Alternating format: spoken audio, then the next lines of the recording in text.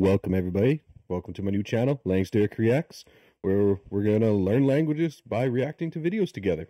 It's to help me improve my languages. Instead of just sitting on my butt and watching videos all day wasting my time, I can do it with you guys. So sit back, grab yourself a coffee, hope you enjoy, and let's get into it. Alright, and today we're going to be reacting to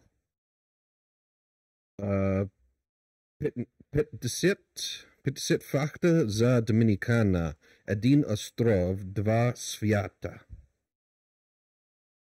50 facts about Dominican, one island, two worlds. And it's from the channel The Clashers. All credit goes to him. I'll even subscribe on this channel. This is my new channel. So I'm subscribed to him on my other channel. My own personal private channel. So but I've been watching him ever since I started learning Bulgarian. He's a great it's an easy read. He's one of those typical 50 facts guys. You just sit there, listen, they tell you a bunch of facts. So we can learn a bunch of stuff together, hopefully learn some Bulgarian, hopefully learn some facts about Dominican together, and yeah, let's get into it. Ето така според много хора изглежда раят. Недокосната природа, бели плажове с сини води и палми. Дали обаче раят е в Доминикана? Преди около месец се върнахме от почивка там и трябва да ви кажа, че съм малко със смесени чувства. В днешния I think he's doing this 50 facts about Dominican because he just had vacation in Dominican Republic. So if you go to his channel, you can check that out and you can see his other videos and you can see his travel through Dominican. So yeah, but I think that's why he's doing this 50 facts about Dominican video. Днешните факти ще ви разкажа и доброто, и лошото за тази държава от личен опит. Останете до края. Преди това само набързо ми напишете в коментарите за коя следваща държава искате да направя видео с факти. Вие решавате изцяло. There you go. Go to this video. It'll be linked in the comments below because all credit to him for all this work. And write in the comments which country you want to see next. Do you want to see, I don't know. Let's see. But yeah, it'll be interesting. А сега, добре познатият ни испански. И ahora está lista тук без капана. Тук вкарах и малко такъв диалект.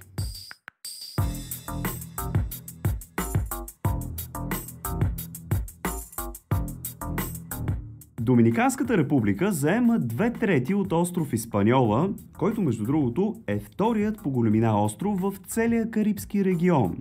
Ако се чудите, Куба е първият по този показател. Държавата на фокус днес накратко още е позната като Доминикана и всъщност си дели остров Испаньола. I'm quite a fan of geography and I did not know that Dominican was bordering Haiti. So that's kind of interesting. Испаньола с Хаити, с които между другото не се харесват особено много. Двете държави постоянно са воювали една с друга и последно Доминикана е била под хаитянско управление цели 2 десетилетия. Последно доминиканците си отчупват около 48 000 квадратни километра от този райски остров, което прави държавата 2 пъти по-малка от България. За Хаити обаче остават 27 000 квадратни километра. Границата между двете страни, между другото, so Dominican is half the size of Bulgaria. Interesting. Може да се види супер ясно дори от космоса, заради изсичането на дървета от страна на Хаити. Реално, историята на Доминиканската република започва още с самото откриване на Америка от Христофор Колумб. Първият град, изобщо основаван от европейците на новия свят, се явява столицата на Доминикана – Санто Доминго. Сега, сигурно вече ви направи впечатление имената. Capital of Dominican, Santo Domingo, столицата, the capital. I hope I'm saying that right. But столицата is the capital, right? So the capital is Santo Domingo. Санто Доминго. Доминиканска република. Какъв е то Доминго, дето всичко е кръстено на него? Всъщност става въпрос за Свети Доминик, или по-скоро Доминиканският орден. Ето ви сега и причината за толкова много доминговци навсякъде. Експедициите на Христофор Колумб в търсене на маршрут до Индия всъщност са спонсорирани от католическите владетели и църквата. Вместо в Индия обаче, както знаем, той акостира на Бахамите през 1492 година, но там не ставало за колония, било прекалено малко. Така те стигат до остров Испаньола и бързо разбират, че това е най-подходящото място за основаване на селище на новооткрития континент. Около 1496 година, под влиянието на Доминиканския орден и църквата, основават първия град в Америка – Санто Доминго. Именно оттам... So the first city in Southern America was formed, if I understand correctly, by a Christian order of the Saint of Dominicus or something like that, Saint of Domingo, an order of the Saint Domingo or the Saint Domingo order or something like that. I don't know. But they were the first ones to form this city, and hence why the country is called Dominicana or Dominican. Скъпи приятели, започва цялото завладяване на двата нови континента. Естествено, при пристигането на европейците, на острова вече си е имало коренно население от карибски индианци, известни като таино, които наброявали около 1 милион души. Сещате се какво случва, нали? Новодошлите носят едра шарка, към която местните нямат имунитет.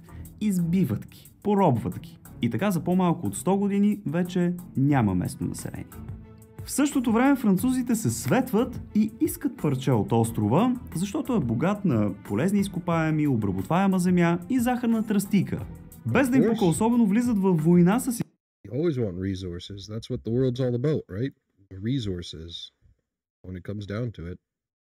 испанците и завладяват около 1/3 от острова, там където днес се намира Хаити. Кръщават своята част Сен-Домейн, същото само че на френски. Подобно на Мадагаскар, който е гледал фактите знае, с Франция настава същински ужас там.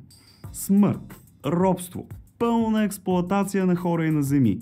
Изобщо тотален леж. Общо взето откъдето са минали французите, държава и земя вече не става.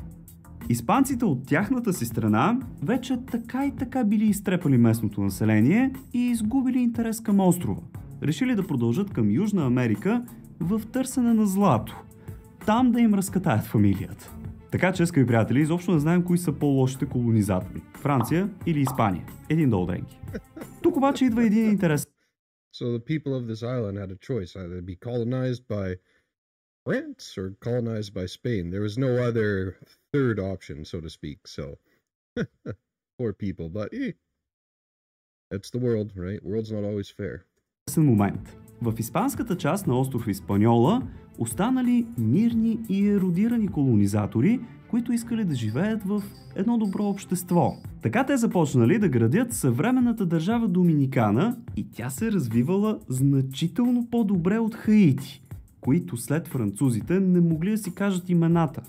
Затова и в наши дни островът е толкова видимо разделен. Хаити са пред разпад на държавата си и крайна бедност, докато доминиканците са що годе добре. Те пък обаче третират хаитяните адски зле, като кучета. Столицата на Доминиканската република, както е... The Haitians are trying to flee to the Dominican side. I see that. And from what I understood, the Dominicans don't like that too much. Interesting. Вече на няколко пъти разбрахме, е Санто Доминго. Супер динамичен град с население от около 3 милиона души. Той може да се похвали като градът с най-дълга история в Америка, защото е първият град там. В него се намира и най-старата катедрала отвъд океана – Санта Мария ла Менор. Валутата на Доминикана е доминиканското песо. Аз си допълних колекцията с една банкнота от 100 песота, което се равнява на около 3 лева. Там обаче и без това всичко живо работи с американски долари и си ги цакат по къвто курс им падне. Запознахме се с много забавни хора на плажа, които се смеят ето така. Само да кажа, че навсякъде е страшен пазарлък за продуктите. Никога обявената цена не е крайната цена, да си го имате. So that guy was trying to scam them out of their money. He was, I think he was saying like money like 100 Mexican or Dominican pesos or what a Dominican money is. and but he was saying it like dollars, like $100 instead of saying like 100 pesos or whatever the Dominican money is, right? So but yeah, apparently, again, if I understand correct, my Bulgarian's very weak, so forgive me. That's why I'm here learning it. The dollar is used freely within Dominican Republic, right? It's not just the Dominican money. If you have American dollars, you can use those too. Ето с този линк, ozon.bg/clash, може да подкрепите канала. Просто го въведете в браузъра си преди всяка покупка оттам. Наистина на вас не ви коства нищо, но така помагате изключително много, за което съм ви благодарен. Иначе промокода ZARDES си остава да Clashers. Go buy his book if you can. If you want to learn Bulgarian, reading is a great way of learning languages. I have Bulgarian children's books here. Unfortunately, I haven't bought his book yet. But if I go back to Bulgaria, I would. I can't really order anything online because the country I live in. Yeah, buy his book, help him out. Тук искам да ви разкажа малко повече за хората там, или така известните доминиканци. Изобщо не са от най-работливите, скъпи приятели, и се активират само срещу бакшиш. Много често няма дори да ги е срам да си поискат такъв, къде преди, къде след дадена услуга, която и без това им влиза в задълженията. Както в повечето топли латино страни с приказни плажове, Slip the waiters a drink and you get extra good service, just like Mexico. Хората там са така малко бавнички, закъсняват за срещи. Пълен айляк са си. Или типа, който аз наричам маняна. Утре ще свършим работа, ако е хубаво времето. Като население, доминиканците са близо 11 милиона души и говорят само испански. Тук там е английски и то на рецепцията. Може би няма нужда да казвам, но... So there's 11 million people in Dominican and they speak Spanish, all Spanish. He said there's a few that speak English in receptions and probably high tourist area locations, but outside of that, it's probably very little English. So, yeah, you want to go there, touch up on your Spanish, right? Learn the language, then you can go there and practice. Be like, hola, no hablo español, dos cerveza, por favor. Предимно са християни. Все пак държавата им е кръстена на светец. През 2023 година Доминикана е посетена от 10 милиона туристи, което я прави най-посещаваната държава в Карибския регион. Тя всъщност се явява и петата най-посещавана от всички държави в двете Америки, побеждавайки дори многократно по-голямата Бразилия. Най-честата причина да отидете там са плажовете, които са наистина уникално красиви и чисти. Ако си търсите място за почивка, където по цял ден да си лежите на шезлонга с кокос или пък с бира в ръка, то това е мястото. Все пак имат над 1400 км брегова ивица и над 200 уникални плажа. So 1400, was that 1400? Wait. Where's the arrows? Go back, yeah. 1,400 kilometers of shoreline and 200 beaches. That's what that was. So that's quite a bit. But I guess as an island, you would expect that, eh? Duh. But yeah. 14,000 kilometer Bregova Ivica. Right here. Bregova Ivica. 14,000 kilometer Bregova Ivica. Sorry, again, my Bulgarian needs a lot of work. I haven't practiced it a lot, so. Километра брегова ивица и над 200 уникални плажа. Климатът на Доминиканската република е тропически, като за нас е най-добре да се посети през тяхната зима, между ноември и април, когато е малко по-хладно, но пък не вали толкова много. Иначе лятото там си е доста горещо, влажно и дъждовно, докато ние... I wonder if he's going to mention it, but I bet you during the winter time in Dominican, down here, surfing is probably really good. I'm not a surfer, but for all you surfing fans, I bet you it's pretty darn good in the winter. През януари месец, когато е зимата, вечерта си слагахме по едно якенце и се спеше перфектно. Ние отседнахме в Баваро, близо до Пунта Кана, което е най-източната точка на държавата, известна с хубавите си плажове. Много хора предпочитат и така по-южната част около Ла Романа, където е също хубаво. Общо взето, там няма да сбъркате. Страната Sorry, it is a language learning channel and хубавите си плажове. Много хора предпочитат и така по-южната част около Ла Романа. I find the Bulgarian L a little bit challenging because sometimes they say like Blagodaria, like Blagodaria, or sometimes they say Blogodaria, or sometimes it's like Blagodaria for thank you. And I find that L is very, very tricky. So I'm just curious to see how he was saying it there. So for me, I can learn it, right? Където е също хубаво. Общо взето, там няма да сбъркате. Страната е дом на два уникални скъпоценни камъка, където не се срещат никъде другаде по света.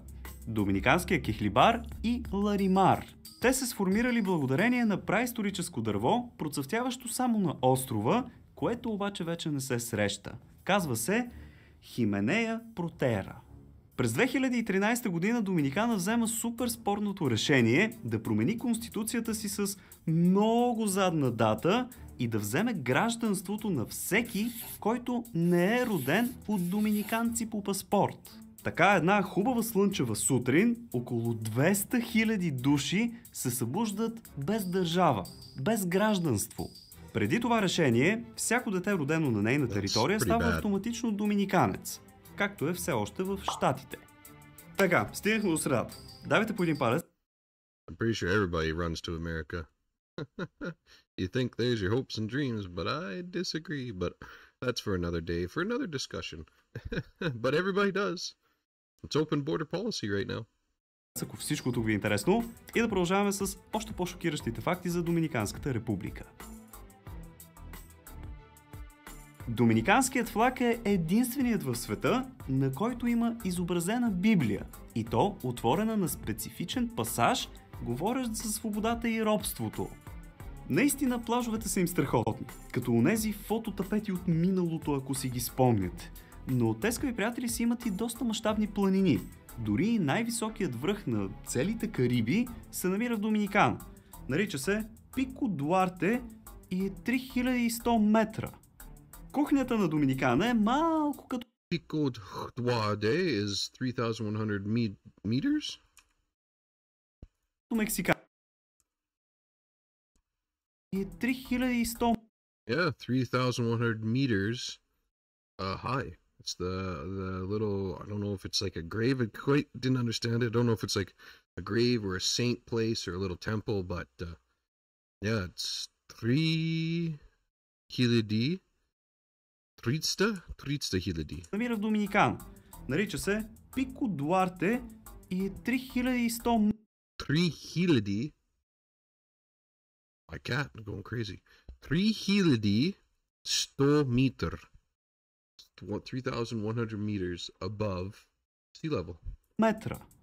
Кухнята на Доминикана е малко като мексиканската. Много боб, ориз и месо. Националното им ястие се A lot of rice and beans in Dominican, just like Mexico. You know, beans, the magical fruit. The more you eat, the more you toot. нарича лабандера, което символизира знамето й. Той без това лабандера на испански означава знаме, ама както и да е. Слушайте сега, бялото е ориза, червеното е червения боб, а синьото е пилешкото бутче. Не ме питайте защо, не знам, но опитахме го там и става.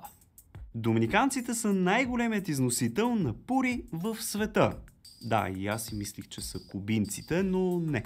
Страната всъщност има много дълбоки традиции в тютюнопроизводството и пурите им се славят като едни от най-добрите в света. Не си купувайте обаче от тези, дето ги разнасят по плажа. По-добре идете до някой специализиран магазин.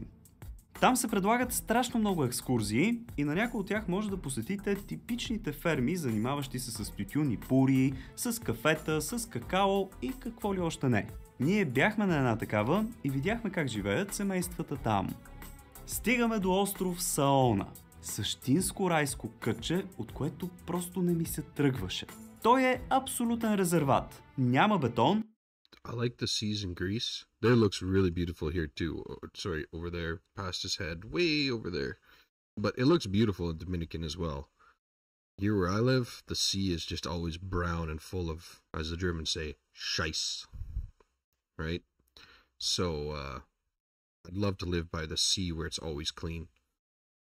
И е задължителна дестинация за всеки, който посещава Доминикана. Представете си чисто бял пясък, кристално сини води, палми по целия плаж, които хвърлят сянка и зад всичко това ниска джунгла. Има еднодневни екскурзии до там с катамарани и ни направиха бърз обяд с барбекю. I do love a good barbecue. I do love good meat. Just fry up some hamburgers or good steak on the barbie, like an Australian, right? Little shrimp on the barbie.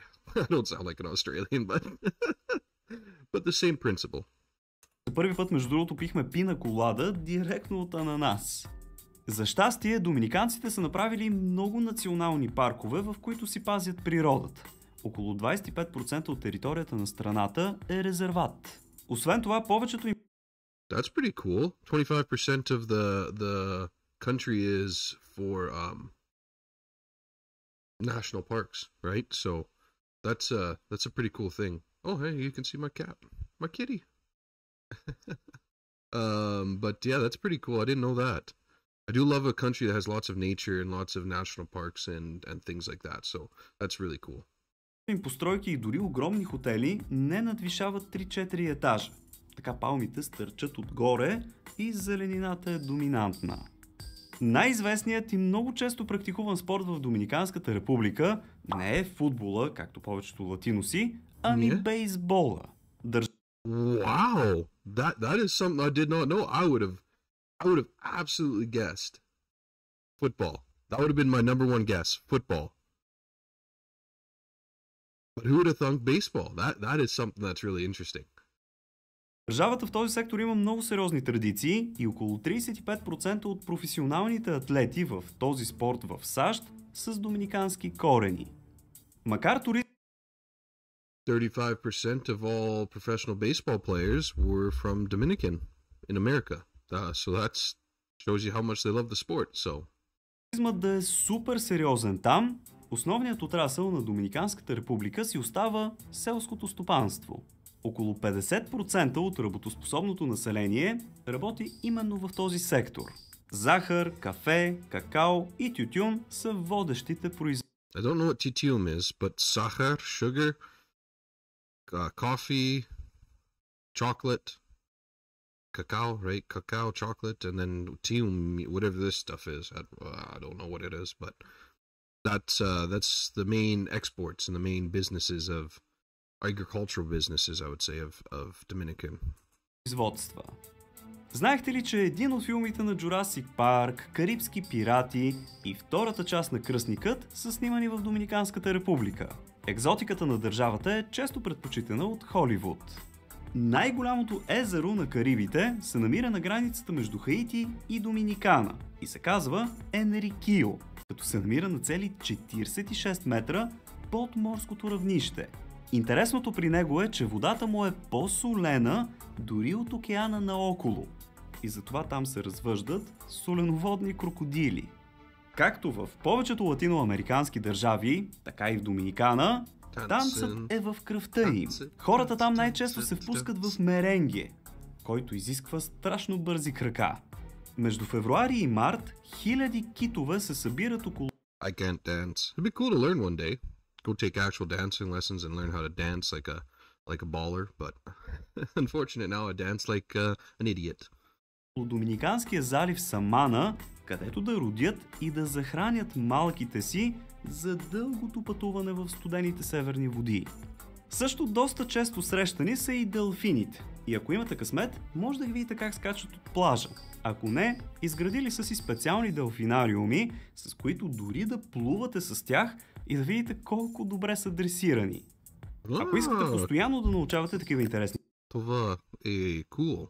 The place where they have the dolphin in English, dolphin aquarium or little hatchery area, I guess. I don't know what exactly it'd be called, but where you can go and you can swim with the dolphins and do things like that. So that's pretty cool. Факти, то абонирайте за канала или си вземете някои от книгите ми. В ето тази 50 невероятни места в България Buys books. Ще откриете някои страхотни идеи за пътувания. Налични са по книжарниците, но може да си ги поръчате и онлайн. Линкчета оставям долу в описанието. Благодаря ви. Buys books. Give him some assistance. Когато споменем отровни животни, Right? The more he makes, the more we can react to. And the more we can learn. най-често се срещаме за змии и паяци. Това до мен обаче е испаньолски соленодон, който е един от малкото отровни бозайници. Прилича на малко по-голяма и странна мишка, но ако те захапе, инжектира отровата си от долните зъби. Има едно място в Доминикана, където гравитацията... Wait. So if I understand that correctly, this little guy here is poisonous? And he causes the most poisoned victims in Dominican? Отровата си от долните зъби. Right? Like, I don't know if you can see that over there, but it's got that joot. Right? Here, maybe I can move myself. Right here. Wee. We're right here. Right there, it's got that little opening, right? So this is the most poisonous, no, maybe not the most poisonous, like the most lethal, but the most poison attacks or poison hospitalizations come from this little rodent. Interesting. Има едно място в Доминикана, където гравитацията не работи. Уж. Там автомобилите, оставени на неутрална, се движат нагоре. Обяснението, както и на другите подобни места, е оптична илюзия. Аз между другото исках да го пустим, но беше страшно далеч от нас. Ето и един полезен съвет. Ако ще пътувате до Доминикана, трябва да знаете, че полетът, например от Германия... Не разбирам това. I don't understand what he said. ...е над 10 часа. И отделно трябва... Не разбира...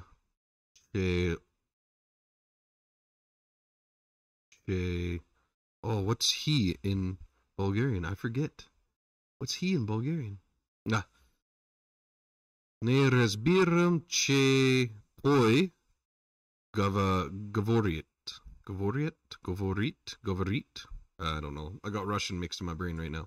Трябва да знаете, че всички куфари, не всички, половината куфари там се преравят от служителите. С една дума крадат яко каквото могат, обръщат и целия куфар, дори чупат катинарчетата. Дори и да се оплачеш на летището, файда няма. Затова стречовайте всичко. В Доминикана също има нещо като мексикан... There's some naughty workers in the airport in Dominican, so wrap your bags to be safe. Мексиканските сеноти, които обаче май са по-скоро като просто водни пещери. Аз се метнах в една такава, чисто заради любопитство, ама не е нищо особено. Едни от най-известните водопади се наричат Демахагуа. Изглежда страшно. I wonder if those are a lot similar to the cenotes in Mexico, because I went swimming in the cenotes years ago, and it was beautiful. It was so much fun. It's so cool to see all those, like the underwater stalagmites, I think they're called, or something. I don't know, and all that stuff. And the water was so warm and clear, and it was wonderful. It was beautiful. So I wonder if what he's talking about here is the same as like the cenotes in Mexico. Интересно, но отново бяха много далече от нас. Освен, че нали са супер красиви, там се предлагат и по-екстремни турове с елементи на скачане в тях.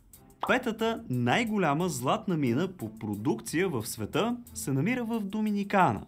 Тя се казва Пуебло Вие. That's wild. That fifth? Was it fifth? Hold on. Fifth in the world for gold mine production. That's crazy. Продукция в света се намира в Доминикана. Тя се казва Пуебло Виехо. Мащабна е, както виждате на вашите екрани, и е отговорна за над 15 тона злато годишно. Естествено. So you gotta wonder if they got such a good production of gold and such a good export of gold, and maybe even supply of gold, how does the living standards not increase for the locals there, right? Probably government greed, but I don't think it's only government greed. I think it's a lot of private greed as well. Private and government greed combined and corruption. And unfortunately, it leaves the people stuck. Се стопанисва от американци. Тук дойде момента да ви кажа, че Доминиканската република Разбира се, of course. Конечно, auf jeden Fall. Разбира се. America has their little fingers in everything. Са страшно обвързани с щатите, въпреки, или по-скоро в следствие на факта, че са ги окупирали цели 2 пъти. Последно това се е случило през 65-та година, за да спрат, и тук ще цитирам, разпространението на комунизма. Знаете, че в съседна Куба не успяха. Една от топ дестинациите за посещение, според всички травел сайтове, е Монтаня Родонда. Гледайки тези удивителни кадри, I bet you that's a beautiful view there, eh? направо ме е малко яд, че не можахме да стигнем до него. При повод за празнуване, доминиканците си отварят бутилка Мама Хуана. Напитката е алкохолна и е направена от ром, червено вино, мед и подправки. Общо So, let's go back. направена от ром, червено вино, мед и подправки. I don't know what podpravki is. Не знам подправки. Но знам ром, червено вино и мед. That's rum, red wine, and honey. And then podpravki, whatever podpravki is. Maybe ice cubes, I don't know. But that's what's in this Mama Juana drink. So, probably a pretty powerful thing to have. So, we wouldn't want to drink too many of those. Общо взето на вкус е малко като портвайн и главата боли страшно от нея. Завършваме с факта, че Доминиканската република е една от тези държави, които наистина се заслужава да се види, особено ако си търсите спокойствие и да си напълните очите с гледки. Наистина много красиво място, дано да успеят да си го съхранят. Може да изгледате влога от почивката с семейството ми в Доминикана, като цъкнете горе в дясно. Иначе, ако видеото ви е харесало, палец нагоре. Абонирайте се за канала от кръгчето с моята снимка тук горе и не забравяйте, че може да гледате други факти, като цъкнете ето тук. Благодаря ви, че бяхте с мен. Чао! Чао, И до нови чао! срещи! Alright. Well, that is everything, you guys. So, yeah. Thank you all for watching for today. Thank you for joining me on this react, and go check out his channel, The Clashers. He's got a lot of good videos, got a lot of ways to learn Bulgarian here. You got many different videos, many different facts. He does even some cool, like, horror mystery kind of things that are kind of interesting about going around Bulgaria and things like that. So it is pretty cool. So definitely check him out. 100% credit to his video here. 100% thanks to him, The Clashers. And thank you all for watching today. I hope you had a great time. Hope you learned something new. If not, I hope I piqued your interest in Bulgarian, maybe. And I plan to keep doing these stuff in many different languages. I'm not just going to be stuck with Bulgarian. I'll be reacting to all languages except English. No English videos. But there'll be any videos that I can think of I find interesting, because it's not only for you guys, but also for me. I want to learn languages too, and I love learning languages, and this is how I do it. So I thought I'd bring you guys along for the ride and create a community around this.